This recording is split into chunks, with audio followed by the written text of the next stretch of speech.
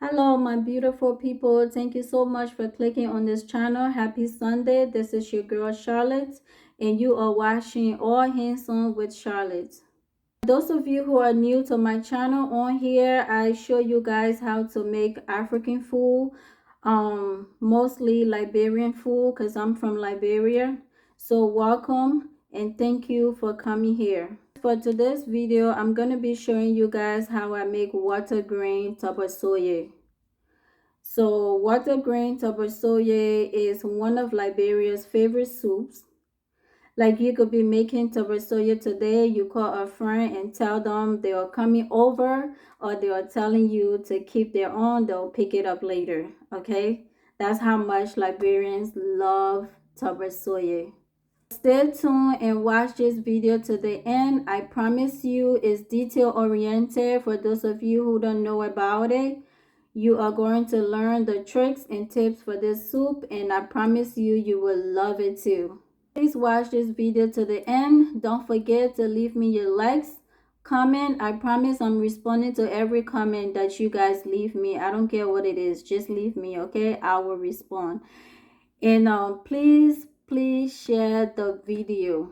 So guys, thank you so much. I am so excited. Before we get into this video, let me just say thank you for all the views on one of my videos, the palmate video. We have hit 1,000 views. Thank you so much. And also to my subscribers, like my list is going up. Like we are about 100 subscribers already. I know it took us a little while, but we are here. So thank you so much. I'll see you in my next video. Bye bye.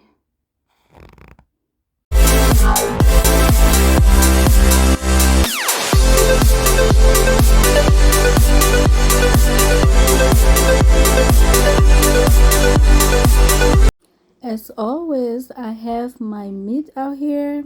That's some smoked cow skin, some smoked turkey wings. I have some sea crabs, regular size. I have some smoked hard chicken or fowl chicken. And then I have the fresh one to that, the fresh fowl chicken. I have some pig feet and some shrimp. Guys, I don't know, I just started cooking pig feet. Yeah, so here I'm just gonna season the meat. One thing about us Liberian, we love to eat our meat bones, and we love the bone so much that we want it to be seasoned when we're eating it. So we like to season our meat very good, properly, like real good. So yeah, so here I'm adding some paprika, and I'm adding some salt. Guys, like I said, I always use the same seasoning for my meat or my food. So you can refer to any video, you'll see me talking about my seasoning. If I change it, I'll let you know. Okay. So here I'm putting some parsley, dry parsley flakes. This is one of my favorite. I just love to see it in the meat.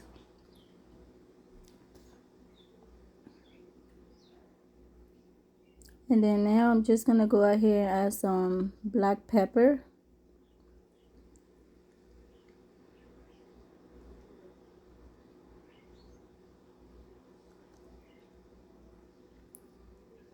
And then I have the onga seasoning Goya.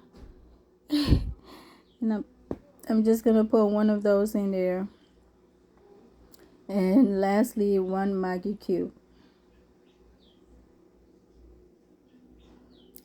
So then now I'm just gonna stir that up, cover it, and let it sit down for like 20 minutes before I put the water in and boil the meat. So after seasoning the meat, I season everything together. After seasoning, I remove the crab and the shrimp. I don't need it to boil right now with the other meat. So I remove it and I'm gonna put it in when I put in the greens. So here is the water green, guys. So water green is like every other green, but the only difference is this one has a slippery feel to it. So I went ahead and bought 5 bags from the African store and it came cut already. So here I have the Torbogee oil, the magic, one of the magic for Torbogee or TorborSoye. So the difference is just like red oil, but when you see the T on top of it, that will tell you that's Torbogee oil. So don't get confused when you go to the African store. You'll see the regular red oil and the Torbogee oil at the same section. So the T there will differentiate for you. So like I said, I'm just putting the water in the meat and I'm gonna let that boil. Here I'm gonna blend the pepper, and while I blend the pepper, while I was washing the greens, I took out the bigger stem and leaves. I'm gonna blend that in with the pepper and put it on the meat. And the reason I'm doing this is actually intentional, not just because the greens are bigger. I'm doing it because I want my soup to have like a thicker texture at the end. I don't just want it to be greens and water. I want it to have like a little bit of puree feel to it. So here you go. How is that? Like you see, I have that you see that slippery look to it. So here's the water green. Let me tell you something, guys. Water green is one of the expensive green in the market, in the African market, but this one surprised me. It was actually more than I expected. So here, the water green has boiled a little bit. I'm gonna go out here and add 3 Maggi cubes into that. Yep, the water green actually turned out to be a lot, and which works better for me because I have enough to share. My mom already put in her order. So yeah, so here I have the country soda. That's the magic for Torbogee and TorborSoye. So I'm adding a little bit of warm water and let that sit to melt while I take care of the greens and put the oil in. Okay, so here's the green. It has already boiled enough, and as you can see, it is okay to leave water in that greens. It doesn't have to be dry, and it shouldn't even be dry. Yeah, that's the word. It shouldn't be dry. So go ahead, turn the fire off, turn the stove off under the greens before you put the oil. So what I did was I turned the stove off, let the greens sit for like 10 minutes to cool off, and then I put in the oil. And after I put in the oil, I let it sit down for like another 15 minutes, and I took it off the stove before I add in my soda.